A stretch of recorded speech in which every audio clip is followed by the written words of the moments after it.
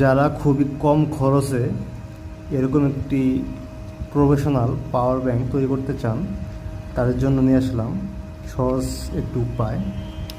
তো বাজারে অনেক পাওয়ার ব্যাংক সার্কিট পাওয়া যায়, যেরকম ডিসপ্লেযুক্ত পাওয়ার ব্যাংক সার্কিট। সেগুলো একটি সার্কিটের প্রাইসই মোটামুটি অ্যাভারেজে 150 টাকা থেকে 200 টাকা হয়ে থাকে। আবার সেগুলোর কোয়ালিটিও বিভিন্ন প্রকার হয়। আবার পাওয়ার ব্যাংকের জন্য প্রেসিং তৈরি করাও একটি সময় সাপেক্ষ ব্যাপার। আবার এই পাওয়ার ব্যাংকগুলোতে এরকম লিথিয়াম আয়ন ব্যাটারি ব্যবহার করতে হয়। যত ভালো ব্যাটারি ব্যবহার করবেন তত ভালো ব্যাকআপ পাবেন। তো সব মিলিয়ে মোটামুটি নিজেরা পাওয়ার ব্যাংক তৈরি করতেও মোটামুটি 500 টাকার উপরে খরচ পড়ে যায়, মানে মোটামুটি বেসিক লেভেলের একটি পাওয়ার ব্যাংক তৈরি করতে। তো আজকে আপনাদের একটি খুবই কম খরচে পাওয়ার ব্যাংক তৈরি করার টেকনিক শেয়ার করার চেষ্টা করব। তো দেখতে পাচ্ছেন এটি একটি রেডিমেড কেস। তো এটি চায়না থেকে ইম্পোর্ট করা হয়েছে। তো এটিতে 3টি 18650 লিথিয়াম ব্যাটারি সেট আপ করার অপশন থাকে ম্যাক্সিমাম।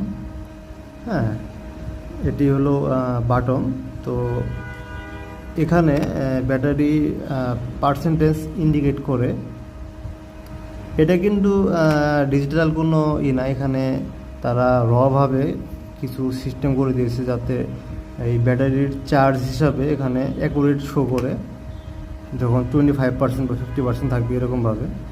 তারা মোটামুটি কস্ট কাটিং করার অনেক চেষ্টা করেছে এবং এরকম একটি ক্রেসিং তারা তৈরি করেছে। তো এই ব্যাটারিগুলো আমি আলাদাভাবে এখানে ইউজ করছি, বাট বাজারে এরকম ক্রেসিংই পাওয়া যায়। তো এরকম ক্রেসিং মোটামুটি 250 টাকা থেকে 300 টাকার মধ্যে পেয়ে যাবেন এবং এটির আউটপুটও মোটামুটি ভালো ওয়াট দিতে পারে, 15 ওয়াট মিনিমাম পাবেন। হ্যাঁ, মোটামুটি যখন আপনার অ্যান্ড্রয়েড ফোনের জন্য এটি মোটামুটি পারফেক্ট হবে 15 ওয়াটের মতো। তো এরকম একটি ক্রেসিং যদি 250 টাকা কিনতে পারেন, আর এরকম ব্যাটারি মোটামুটি অনেক রকম হয়, অনেক প্রাইসের হয়, অ্যাভারেজে 70 টাকা ধরেন। তো আপনি যদি একটি ব্যবহার করেন তবুও কিন্তু পাওয়ার ব্যাংকটি রেডি হয়ে যাবে, একটি ব্যাটারিতেও পাওয়ার ব্যাংকটি চলবে। হ্যাঁ, কিন্তু ব্যাকআপ কম পাবেন। 3টি ব্যাটারি ব্যবহার করলে মোটামুটি ভালো, তাহলে মোটামুটি 400 টাকা বা 500 টাকার মধ্যে মোটামুটি প্রফেশনাল মানের পাওয়ার ব্যাংক তৈরি করতে পারবেন এবং যে কোনো জায়গায় ক্যারি করতে পারবেন। এবং এটি